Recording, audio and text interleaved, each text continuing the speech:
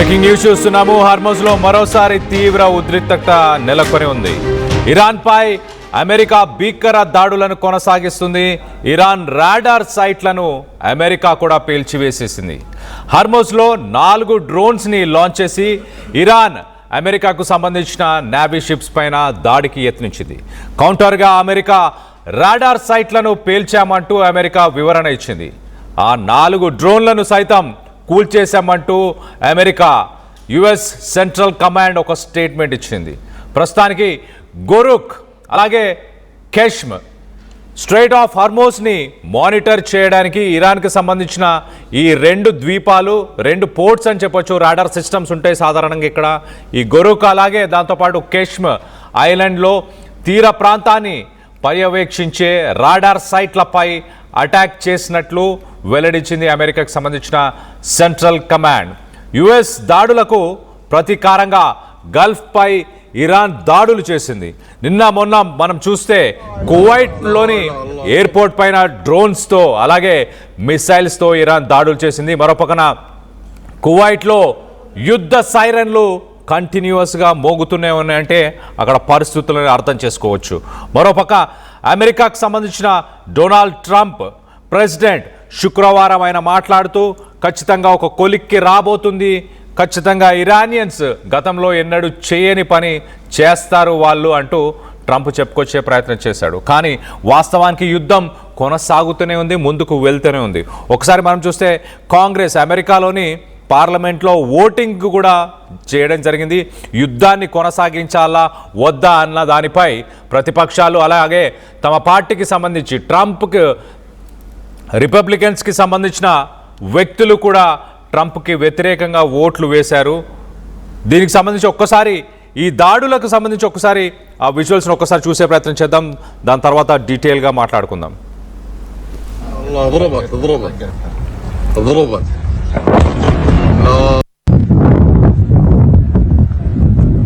ضربت لا اله الا الله ضربت ضربت لا اله الا الله لا اله الا الله طقت الكهرباء. Right, మనం విజువల్స్లో చూస్తున్నాం. చాలా క్లియర్గా రాత్రి తెల్లవారుజాము సమయంలో దాడులు నిర్వహించింది అమెరికా. కొన్ని టవర్స్ లాగా దాంట్లో కనిపిస్తున్నాయి. ఆ టవర్స్ని ఆ రాడార్ సిస్టమ్స్ని కూల్చేశామంటూ అమెరికన్ సెంట్రల్ కమాండ్ చెప్పుకొచ్చింది. ఐలాండ్ పరిసర ప్రాంతాల్ని మరి ముఖ్యంగా స్ట్రైట్ ఆఫ్ హార్మోజ్ని మానిటర్ చేయడానికి, స్ట్రైట్ ఆఫ్ హార్మోజ్ని డిఫెండ్ చేయడానికి ఇరాన్ ఈ రాడార్ సిస్టమ్స్ని యూజ్ చేస్తుంది. అదే రాడార్ సిస్టమ్స్ని ప్రస్తుతానికి అమెరికన్ ఆర్మీ కూల్చివేసిందంటూ ఒఫీషియల్గా సోషల్ మీడియాలో చెప్పుకొచ్చే ప్రయత్నం చేశారు. ఒకసారి మనం చూస్తే ప్రస్తుతానికి టెన్షన్స్ స్ట్రైట్ ఆఫ్ హార్మోజ్ పరిసర ప్రాంతాల్లో ఒక్కసారిగా ఎస్కలేట్ అయ్యాయని చెప్పుకోవచ్చు. నిన్న మొన్న మనం చూస్తే కువైట్ మెయిన్ ఎయిర్పోర్ట్నే డైరెక్ట్గా టార్గెట్ చేస్తూ ఆ టెర్మినల్ని టార్గెట్ చేస్తూ Iran డ్రోన్స్తోని విరుచుకుపడింది.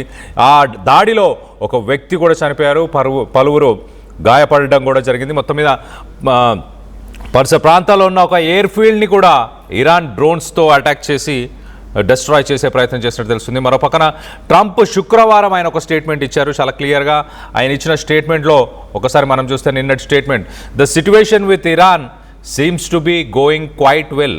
ఇరాన్తోని situation is going quite well అంటే బాగానే కొనసాగుతుంది. మేము ఖచ్చితంగా ఈ యుద్ధంలో నుంచి బయటికి తొందరలోనే వచ్చేస్తున్నాము. అయితే అలా రావడానికి 2 దారులు ఉన్నాయి. ఒకటి ఒక స్ట్రాంగ్ వే, అలాగే ఇంకొకటి సాధారణంగా బయటికి రావడం. అంటే ఒక పేపర్ మీద సంతకం పెట్టి బయటకు వస్తామా, లేక ఒక స్ట్రాంగ్ డెసిషన్ తీసుకొని బయటకు వస్తామా అంటూ ఆయన మాట్లాడాడు. అంటే ఒక పీస్ డీల్ని మాట్లాడుకొని బయటకు వస్తామా, లేక ఆ ఇరాన్లో ఉన్న ప్రభుత్వాన్ని కూల్చేసి ఒక యుద్ధం చేసి మొత్తం దాడులు చేసి బయటకు వస్తామా? అసలు ఆ హార్డ్ టఫ్ వేలో బయటికి రావడం అనేది చాలా సులభము అంటూ కూడా ట్రంప్ మాట్లాడాడు. అంటే యుద్ధం చేయడమే ఈజీ, మాకు యుద్ధాన్ని కొనసాగించడం ఈజీ, కానీ నేను వెయిట్ చేస్తున్నాను, కొంత సమయం ఇస్తున్నాను ఇరానియన్స్కి. వాళ్ళు ఒకవేళ పీస్ డీల్ని సైన్ చేస్తే మేము దాంట్లోంచి బయటకు వచ్చే ప్రయత్నం చేస్తామంటూ మాట్లాడుకోవచ్చు. అలాగే ఫెర్టిలైజర్ ప్రైజెస్, అంటే మనం ఫెర్టిలైజర్స్కి సంబంధించిన ప్రైజెస్ కూడా ప్రపంచ దేశాల్లో ఒక్కసారిగా ఆకాశాన్ని అంటే అవన్నీ కూడా 4 నెలల ముందు ఎలాగైతే ఆ రేట్లు ఎలాగైతే తక్కువగా ఉన్నాయో ఆ రేట్లు మళ్ళీ వస్తాయంటూ ఆయన ఫెర్టిలైజర్స్ గురించి కూడా ఉద్దేశించి మాట్లాడాడు. సో మొత్తం మీద ఇంట్రెస్టింగ్ టర్న్అవుట్. ట్రంప్ ఒక పక్కన నిన్ననే యుద్ధం ఇంకా కొనసాగదు, ఇరాన్తో మేము గుడ్ టర్మ్స్లోనే ఉన్నాం, ఒక పీస్ డీల్ వచ్చే అవకాశం ఉంది అంటూ నిన్న మాట్లాడాడు. ఇరాన్ మరోపక్క నిన్న కువైట్ పైన విరుచుకుపడింది. అలాగే అమెరికా ఇప్పుడు ఇరాన్కి సంబంధించిన 2 ఐలాండ్స్లోని రాడార్ సిస్టమ్స్ పైన అమెరికా విరుచుకుపడింది. ఇరాన్ డ్రోన్స్తో కువైట్ అంటే గల్ఫ్ దేశాలను టార్గెట్ చేస్తుంది. స్ట్రెయిట్ ఆఫ్ హార్మోజ్ పరిసర ప్రాంతాల్లో అమెరికాకు సంబంధించిన నేవీ షిప్స్ పైన కూడా ప్రస్తుతానికి టార్గెట్ చేస్తున్నట్టు తెలుస్తుంది. ఒక పీస్ డీల్ కోసం ప్రస్తుతానికి సీజ్ ఫైర్ని ఇంకొక 60 రోజులు ఎక్స్టెండ్ చేయాలి. అలాగే ఇరాన్ న్యూక్లియర్ ప్రోగ్రామ్కి సంబంధించి ఇమీడియట్గా చర్చలు జరపాలి అనేది ట్రంప్ తీసుకొస్తున్న డిమాండ్. దాన్ని మరి ఇరాన్ దాన్ని యాక్సెప్ట్ చేస్తుందా లేదా అన్న దానిపై ఉత్కంఠ అయితే నెలకొనింది. యుద్ధం మళ్ళీ మొదలైంది, మళ్ళీ కొనసాగుతూనే ఉంది. మరోపక్కన లెబనాన్ ఇజ్రాయెల్కి సంబంధించిన పీస్ టాక్స్ వాషింగ్టన్లో జరిగాయి, అమెరికాలో జరిగాయి.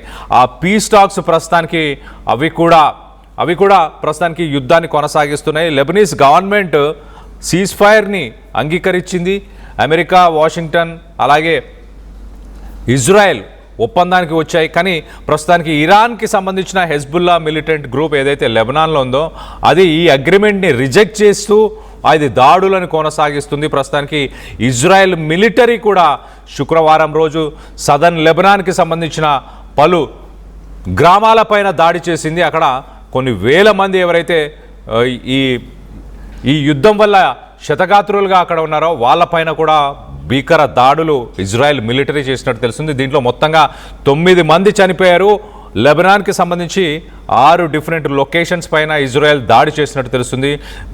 ఇరాన్కి సంబంధించిన స్టేట్ న్యూస్ ఏజెన్సీ దీన్ని రిపోర్ట్ చేయడం జరిగింది. మరోపక్కన ఇజ్రాయెల్ మిలిటరీ తమ 2 సోల్జర్స్ అంటే 2 సోల్జర్స్ కూడా గాయపడ్డారు, ఒకరు తీవ్రంగా గాయపడ్డారు.